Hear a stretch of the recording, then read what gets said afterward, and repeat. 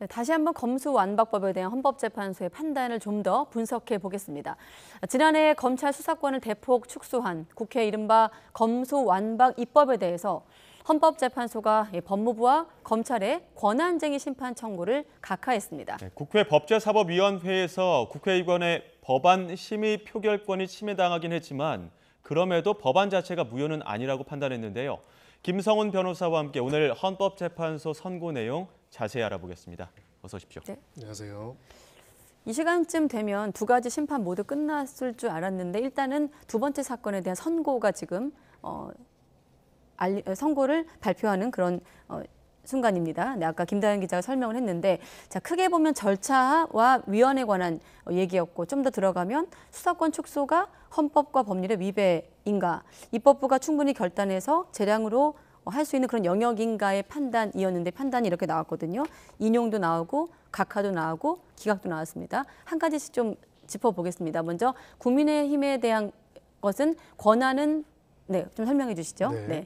그게 이제 두 가지 사건이 있고요. 두 가지 사건에 대해서 세 가지 결론이 가능할 수 있습니다. 네네. 그리고 각각의 이제 소위 말하는 쟁점들이 있는데요. 네. 일단은 첫 번째 사건은 그 법사위를 통과하고 또 법사위원장이 법사위를 통과에 대한 가결 선포를 해서 네. 본회의에 상정하고 본회의에서 이제 이 법안이 통과된 이 과정, 이 절차적인 과정 전반에 있어가지고 국회의원으로서의 입법 안에 대한 네. 의결, 표결 그리고 이렇게 참여권을 제한한 것이 아니냐 그런 권한을 침해한 것이 아니냐가 첫 번째 쟁점이었습니다. 예. 각각의 절차별로 조금 더 나누어서 보면은요. 네. 먼저 절차적인 면에 있어가지고는 지금 소위 말하는 국회법상으로는 이 과정에서 법률안을 심의하고 표결하는 과정에서 법사위에서 이 부분에 대해서 논의하고 또 만약에 대립하는 경우에는 안건 조정 소위를 하고 예. 안건 조정 소위에서 이 부분을 충분히 논의해서 넘겨야 한다는 그런 규정들이 있는데요. 네. 소위 뭐 위정탈당이라는 이야기가 있을 정도로 이제 조정위를 임의로 구성한 부분들이 있었고 또 실제로는 이 조정위원회가 한 아주 짧은 시간, 그렇게 짧은 시간만 열리고 통과가 됐었습니다. 그래서 이런 부분들에 대한 이렇게 안건 조정 소위가 매우 형식적으로 열리고 법사위에서 가결 선포된 행위 이거 자체는 국회의원의 입법 표결 법안에 대한 심사권을 침해했다라고 봐가지고 이 부분에 대해서는 헌법재판소가 인용이라는 거는 청구를 받아들이는 결정을 내렸습니다. 예, 그러니까 크게 이제 국민의힘이 권한쟁의 심판을 청구한 부분, 이 부분에 대해서는 절차는 문제가 있었다. 하지만 법적인 효력은 있다. 이렇게 본 거고 두 번째로 이제 법무부 검찰이 낸 권한쟁의 심판이 있지 않습니까? 이 부분은 각하하지 않았습니까? 네, 그렇습니다. 지금 나눠서 얘기를 하자면요. 일단은 국민의힘 의원들이 제기한 권한쟁의 심판에 있어가지고 절차적인 부분에 있어서 법률안에 대한 심의 표결권을 침해한 부분은 인정을 했고요. 예. 두 번째는 이 심의 표결권을 침해한 것으로 인해서 이 법안 자체가 무효인가라는 판단에 있어가지고는 5대4로 의견이 갈렸습니다. 네. 5대4라는 거는 사실은 더 많은 이제 6명의 재판관이 동의를 해야 법안이 무효로 판단될 수가 있는데 예. 이제 그만큼 이루지를 못했고요. 한 명의 캐스포팅 보트를 잔 이제 재판관은 예. 이거를 가결 선포한 행위는 위헌이지만 그지만 이 법안 자체가 무효할 정도로 원천적으로 법률안 심사가 없었다고 보기는 어렵다고 판단해서 예. 이제 이 부분에 있어서는 기각됐습니다. 예. 두 번째 사건 이제 법무부 사건 이제 또 말씀을 드리자면은 법무부 사건은 결론적으로는 각하가 됐습니다. 각하에 대해서는 이제 검사는 헌법에 의해서 영장 신청권을 부여받고 있고 그렇기 때문에 검수완박법으로 헌법상 보장된 권리인 검사가 수사 기소권이 침해됐다는 이유가 이 헌법재판소에 청구한 권한쟁의 이유였습니다. 하지만 각하로 판단한 이유는 지금 아직 그 선고만 이루어졌지 보도가 네. 정확하게 나와 있지는 않지만은요. 지금 이런 보도의 내용에 따르면은 이 부분은 헌법상의 권리로서 헌법상 권리의 권한이 침해됐다고 보기가 어렵다라고 판단했다고 합니다. 예. 그래서 소위 말해서 권한쟁의 심판의 대상이 되지 못한다고 해서 각하가 결정이 나온 걸로 보이고요. 예. 다만 이제 이거에 대해서는 지금도 선고된 내용에 대한 속보 차원에서의 보도가 있기 때문에 네. 구체적으로 왜 어떤 재판관이 어떤 이유로 판단했는지는 후속적인 내용을 볼 필요가 있습니다. 예. 네. 먼저 이루어진 심판에 대해서 설명이 있었는데 두 번째 사건은 지금 선고 설명 중이기 때문에 혹시라도 추가 속보가 있으면 여러분께 그 설명 내용까지 다시 한번 확인해 드리겠습니다. 또 한 가지씩 좀 짚어보겠습니다. 들어가 볼 부분들이 있는데 역시나 가장 큰 쟁점은 입법이 정당했는가. 아까 말씀하신 위장탈당, 무소속 민영배 의원의 위장탈당 또 한 가지 그런 탈당 같은 그런 꼼수로 법률안의 심의 표결권 침해받았다는 것이 국민의힘 의원들의 주장인 건데 이게 인용 받아들여진 거죠. 네, 그렇습니다. 결국 국회라는 것은 이제 단순하게 다수결로 운영되는 것이 아니라 네. 어떤 법률안에 대해 가지고 각각의 국회의원들이 주권자들의 대리인으로서 법률안에 대한 소위 말하는 표결권뿐만 아니라 심의권, 즉 그 법률안이 적절한지를 판단할 수 있는 권한들을 가지고 있습니다. 그럼 대의 권력을 위임을 받았는데요. 네. 이런 과정에서 사실은 정치적으로 대립되는 경우들이 당연히 많이 있겠죠.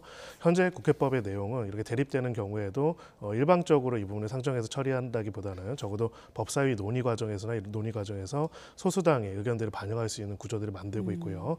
우리가 이제 그거를 안건 조정 소위라고 이야기를 합니다. 네, 지금 이제 특별히 이 중에서 자세한 내용들이 다 보도되지는 않았지만은 일단 이 중에서도 가장 크게 이제 문제로 지적된 거는 안건 조정위원회 구성 자체를 소위 말하는 여당 의원의 탈당으로 해가지고 바꾼 부분, 다수당 의원의 탈당으로 해서 바꾼 부분도 있지만은 네. 그 조정위원회 자체도 원래는 최장 90일까지 최장 이제 상당한 기간 동안 활동하면서 논의를 해야 하는데 수십 분만 이제 논의가 되고 바로 통과됐다는 것이 기본적으로 국회의원의 표결 심의권을 보장하고 있는 국회법의 취지를 존중하지 못했다라고 판단하는 부분이 있었습니다. 이제 이것이 가장 핵심적으로 인용이 된 이유라고 볼 수가 있습니다. 예, 앞서도 설명은 해주셨지만 조금 구체적으로 조금 더 쉽게 설명을 좀 필요할 부분이 있는 것 같은데요. 지금 법무부에서 제기했던 그 검사의 수사권이 검수완박 입법으로 침해됐다, 이런 헌법에 보장된 수사권이 침해됐다, 이게 지금 법무부의 입장이었습니다.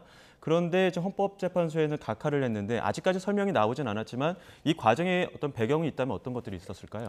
예, 그 가능성은 두 가지가 있습니다. 예. 하나는 권한쟁의를 청구할 수 있는 청구인 적격이 있는가, 예. 첫 번째고요. 즉 법무부 장관이라든지 개별 검사들이 헌법상 권한쟁의 심판을 청구할 수 있는 정당한 법적인 이익이 있는가가, 자격이 있는가가 첫 번째가 될 거고요. 예. 소송 요건입니다. 두 번째는 이제 그 부분에 대해서 헌법상 권리가 권한이 침해가 됐어야 합니다. 예. 권한쟁의 심판은요. 예. 단순한 법률적 권리가 아니고요. 그런 부분에 있어가지고 지금 우리 헌법에서 기재되어 있는 검사의 소추, 영장에 관한 권한이, 소추에 관한 권한이 소위 말하는 헌법적 권리인가. 특히나 이제 이런 부분들이 수사에 관한 권한이 헌법적 권리인가, 좀 더 좁혀서는요. 네. 예. 이런 부분들이 요건이 될 거고요. 만약에 이것이 헌법적인 권리가 아니라 단순하게 입법적 법률에 의해 가지고 내려질 수 있는 권한이다라고 한다면은 법안 자체에 대해 가지고 헌법적 권리가 침해됐다라는, 권한이 침해됐다는 이유로 이런 권한쟁의 심판을 제기하기 어렵다라고 봐서 각하가 될 것입니다. 지금 네. 이 권한쟁의 청구에 대한 각하와 관련돼 가지고는 지금 막 선고가 이루어진 내용들이 이제 보도가 되고 있어서 예. 자세한 결정문이 봐야지만 아마 그 두 가지가 각하에 있어서 핵심적인 요소고요. 두 가지 다를 결여했다고 봐가지고 각하했을 수도 있고요. 하나는 인정되더라도 하나가 결여됐다 하더라도 각하가 될 수는 있습니다. 예. 알겠습니다. 그거는 좀 더 설명을 네. 지켜봐야 되는데 말씀을 거듭해서 하고 계십니다. 아무튼 이번 헌재 결론에 따라서 이 검수완박법 재개정 논의가 불가피할 수 있다 이런 전망이 있었고, 또 한 가지 헌재가 국회의 손을 들어준다면 검찰개혁 목소리 더 힘이 실리는 것 아닌가라는 전망도 있었는데 지금 절차에는 절차적 흠결은 인정하지만 법안은 무효가 아니다, 이런 판단이 나왔거든요. 조금 헷갈리는 부분도 있고 앞으로 어떻게 전망하십니까? 논쟁이 네. 된다면 어떤 점이 논쟁이 될까요? 네, 결과적으로 이제 이 절차의 침해와 관련된 부분들에 예. 대해서, 그리고 절차의 침해가 무효에 이를 정도는 아니다라는 부분들이 어떻게 정치적으로 해석되는지를 각 정당마다 의견이 매우 다를 것입니다. 네. 다만 이제 분명한 부분은 헌법재판소도 이제 이것의 권한쟁의 심판을 결정할 수 있는 권한이 있지만은 특정한 법률 자체를 이제 그 절차적인 이유만으로 무효화하는 거에 있어서 굉장히 조심스러운 입장을 늘 가지고 왔습니다. 네. 그렇기 때문에 이 부분과 관련돼 가지고는 그 구체적인 검수완박 법안의 내용 결론에 대한 부분들을 헌재가 판단했다기보다는 이 부분의 과정에 있어 가지고 이제 어떤 정당한 목적의 입법 혹은 입법적인 목적이 있다고 하더라도 그런 부분들에 있어 가지고 지금 국회법에서 요구하고 국회법에서 존중을 요구하고 있는 각각의 절차들이 준수되어야 한다는 것을 한번 보여줬다라고 볼 수가 있고요. 네. 어찌 보면 이번 헌법재판소의 결정으로 검수완박 법안 자체에 대해서 어떤 실체적인 판단, 그 부분들이 내려졌다고 보기는 어려울 것 같습니다. 다만 네. 한 가지 더 이제 저희가 생각해볼 필요가 있는 거는 법무부가 제기한 이 권한쟁의 심판의 각하 이유를 살펴볼 필요가 있을 것 같습니다. 네. 각하 이유를 아까 말씀드린 것처럼 이런 내용의 권한쟁의 심판을 청구할 자격이 있는가가 첫 번째가 있다고 말씀드렸죠. 만약 그 이유만으로 각하가 되고 더 이상의 판단이 없었다면 모르겠지만은 네. 나아가서 그것뿐만 아니라 검사의 헌법적인 권리, 예. 이제 검사가 가지고 있는 헌법적인 권리가 무엇인지에 대해서 판단하고 그 중에서도 수사에 관한 권리가 검사의 헌법적 권리는 아니다라는 판단이 있다면은 적어도 검수완박이라는 표현처럼 수사권을 검사로부터 박탈시키는 그 내용 자체가 네. 위헌이다라는 그런 부분들의 인정은 어려울 것입니다. 그러면 예. 소송 자격 자체가 인정되지 않으니까 법무부 장관은 수사권이 없고 검사는 국가기관이 아니어서 당사자로 인정할 수 없다로 해석하면 되는 건가요? 지금 결정의 내용이 정확히 나와 있지 않기 때문에 저희도 예. 한계는 있는데요. 만약에 이제 그런 내용으로 한다면 각하가 되고 더 나아가 판단을 안 할 가능성도 있습니다. 왜냐하면 예. 각하라는 거는 소송의 네. 기초적인 요건 자체를 아예 결여하고 있다고 보기 때문이겠죠. 지금 이제 보도된 내용에서는 권한 침해는 인정하지만 권수완박 법안 자체는 무효라고 볼 수 없다는 결론 네. 중심으로 보도가 되고 있는데 나아가서는 또 이 안에서 쟁점이 되었던 검사가 가지고 있는 수사 권한이 헌법적 권리인가 혹은 입법적으로 네. 얼마든지 재량으로서 바꿀 수 있는 것인가에 대해서는 구체적으로 헌재가 어떤 결정을 내렸는지는 아직 구체적 내용이 정리돼서 보도되지 그러니까 않은 것 같습니다. 각하를 했다고 해서 지금 수사권이 헌법에 근거하는지 아닌지에 대한 판단까지 나온 것은 아직은 아니다. 네, 그 이유를 봐야 한다 네, 이렇게 말씀드리고 알겠습니다. 싶습니다. 지금 앞서 말씀하신 것처럼 헌법적 권한, 검찰의 헌법적 권한, 그 12조 3항이나 16조에 보면 그러니까 검사의 신청에 의해 법관이 체포 영장을 발부할 수 있다. 그러니까 영장 청구권에 대해서는 헌법에 정확하게 명시가 되어 있는데 네. 이에 더해서 수사권이 과연 이 조항 안에 포함이 된 것이냐 아니냐 그 부분을 지금 헌법재판소가 판단을 하고 있는 부분인 거죠. 그렇습니다. 만약에 이제 이 부분이 헌법적인 권한이라면은 예. 비록 국회가 이 부분을 이제 법률로서 제안을 했다고 할지라도 그것은 헌법에 반하는 내용이기 때문에 그 법안의 내용, 실체적 내용 자체가 위헌이라고 볼 수도 있겠지만 예. 만약 그것이 아니라 영장 청구권 자체는 헌법에 있지만 수사권은 사실은 헌법에 명확하게 헌법상 권리가 보기 어렵다고 한다면 예. 절차적 하자 등과 무관하게 국회에서는 기본적으로는 그 절차적 하자가 중대해가지고 법안이 무효가 될 정도가 아니라면은 예. 이 법안 자체를 국회에서 제정할 수는 있다 이렇게 볼 수가 있습니다. 네. 그러니까 지금 헌법재판소 선고가 지금 뭐 설명이 나와 있지는 않지만 만약에 이제 절차상의 문제가 있지만 법률에는 효력이 있다 이렇게 지금 판단을 했단 말이죠. 그렇다고 한다면 앞으로도 절차상으로만 어느 정도 지켜진다고 한다면 국회가 어떻게 입법권을 통해서 검찰의 수사권을 제한할 수 있다 이렇게 지금 판단이 내려진 거라고 볼 수 있는 겁니까? 바로 그 이유를 봐야 한다고 생각합니다. 예. 지금 이제 구체적으로 헌법적인 권리인가 아닌가 이 부분에 대해 가지고는 헌재 차원에서 어떤 결정이 내려졌는지에 대해서 예. 조금은 이제 좀 정리된 보도가 나와 있지는 않은 상황이고요. 예. 그래서 이유를 본다면은 아마 이 두 사건 양쪽에서 다 판단이 될 가능성이 있습니다. 첫 번째 사건이 아까 말씀드린 것처럼 국회의 과정에 있어서 국민의힘 국회의원들이 제기한 사건에서도 이 절차적 하자 외에도 이 내용 자체가 헌법적인 부분에 있어가지고 위헌성이 있다라는 주장이 있었거든요. 네. 그다음에 이 부분에 대해서 어떻게 판단했는지를 볼 필요가 있고요. 두 번째로 방금 말한 법무부가 제기한 사건에 있어서도 예. 그 자격 요건과 별개로 이 검사의 수사권이 헌법적 권한인가에 대해 가지고 이 부분을 판단을 했을 수도 있고 만약에 이 사건에서는 근데 자격 요건이 없다고 해서 각하 결정하면서 더 나아가 판단을 안 했을 가능성도 배제할 수는 없습니다. 예. 네, 알겠습니다. 아무래도 검수완박 입법 국면에서 가장 논란이 됐던 장면은 무소속 민영배 의원의 민주당 탈당 아니겠습니까? 한 번 더 질문을 드리면 그 민 의원 탈당으로 안건 조정이 인적 구성이 민주당 쪽으로 기울이면서 법안이 본회의까지 일사천리로 올라갔고 그 내용을 저희 YTN을 포함해서 언론들이 보도했습니다. 헌재는 바로 그 절차적 부당성을 지적한 겁니다. 네, 그렇습니다. 결국은 법률안에 대한 심의 표결권이라는 거는 우리가 외관상 봤을 때는 국회의원들의 각자의 인원에 따라 가지고 다수결의 원칙으로 하면 되는 것이 아닌가 판단할 수도 있지만은 개별적인 국회의원들이 어떻게 보면 헌법적인 권한을 가지고 법률안에 대해서 심의하고 표결할 수 있는 권한이 있기 때문에 그런 과정들이 소위 말하는 의회주의, 즉 그것이 의회에서 충분히 논의되고 수기돼 가지고 거기에 따라 결정이 내려질 수 있는 것들이 헌법과 그리고 법률에 따라서 보장이 되고 있기 때문에 네. 그런 부분들이 침해하는 과정들은 헌법에 반하는 어떻게 보면 위헌적인 요소가 있을 수 있다라는 것들을 지적했다라고 볼 수가 있습니다. 네, 이 부분도 있으면 이제 그 헌법재판소 변론에서 한동훈 그 법무부 장관이 청구인 대표로 변론할 당시에 검수완박 법안을 통해서 고발인의 이의 신청권도 박탈당했다라고 이야기를 했었고 국회 입장에서는 아니다 양당의 어떤 합의가 있었던 것이다 이렇게 얘기를 했었는데 아직 설명이 나오지 않았지만 그 부분의 쟁점은 어떤 부분이 있었던 겁니까? 네, 소위 말해서 고발인의 이의 신청권을 아예 박탈하는 부분들에 대해 가지고는 예. 실무적인 부분이 부분에 있어가지고는 소위 고소인이 아닌 고발인인 경우에는 이 부분에 대해 가지고 기존의 소위 말하는 불송치 결정 등에 대해 가지고 다시 다툴 수가 없어가지고 특히 이제 굉장히 사회적으로 열악한 지위에 있거나 그런 피해자들로서는 고소를 스스로 못하고 여러 도움을 받아도 고발이 이루어지는 경우가 많은데 제대로 된 보호가 못 이루어지고 또 어떻게 보면은 제대로 된 수사가 안 이루어진 부분에 대한 정정이 어려워지는 것이 아닌가라는 문제 제기가 있었습니다. 그 실무적인 문제 제기가 있었고요. 또 법률적인 문제 제기 부분에 있어가지고는 지금 약간의 혼동들이 있는데 여야가 합의하고 뭐 중재안들이 있었고요. 또 법사위가 통과한 안이 있었고 본회의 상정된 안이 있었습니다.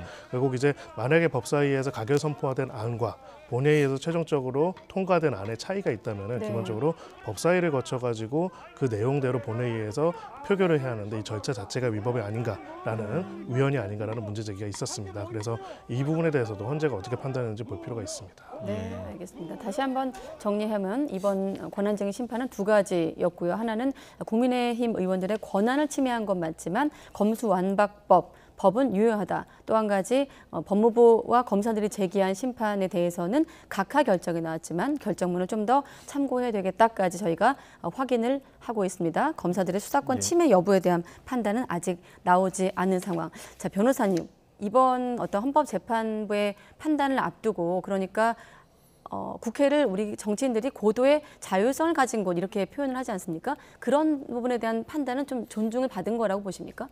네, 그렇습니다. 사실 그 전에도 권한쟁의 심판이 몇 번 있었고요. 이렇게 또 법률에 대한 심의 표결권이 침해됐다는 주장들도 있었습니다. 그리고 그런 경우에 몇 번 이제 헌법재판소가 법률안에 대한 심의 표결권을 침해했다라고 인정한 사례들도 있었습니다. 다만 그걸 넘어서서 그런 심의 표결권을 침해했기 때문에 법률안 자체를 무효로 판단한 경우는 사실 제가 알기로는 없었던 걸로 알고 있습니다. 즉 소위 이거를 우리가 법에서는 절차적 하자와 실체적 하자라고 합니다. 절차적인 과정에서 문제가 있으면은 이것이 이 자체를 무효로 할 만큼의 중대한 사정이 없다면은 그 중대한성이 인정되지 않는다면은 해당되는 법률안을 무효로 보기 어렵다라는 그런 법리가 있는데요.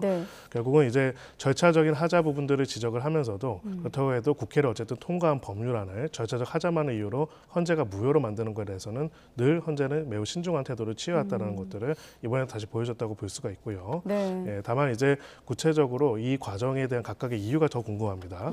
즉 이런 부분들이 이 절차적 하자가 그만큼 중대하고 본질적으로 법률안 심의권을 침해했다고 보기는 어렵다라는 판단과는 별개로 지금 말씀하셨던 질문들, 가령 헌법상 여기 나와 있는 검사의 권한은 어디까지이고 검사의 권한이 여기서 수사권이 헌법적 권리인가 아닌가에 대한 판단은 어떻게 될 것인지, 그리고 법사위와 본회의의 각각의 통과 과정에서 법률안이 달라진 부분이 있다면 그건 어떻게 판단할 것인가에 관한 부분을 볼 필요가 있습니다.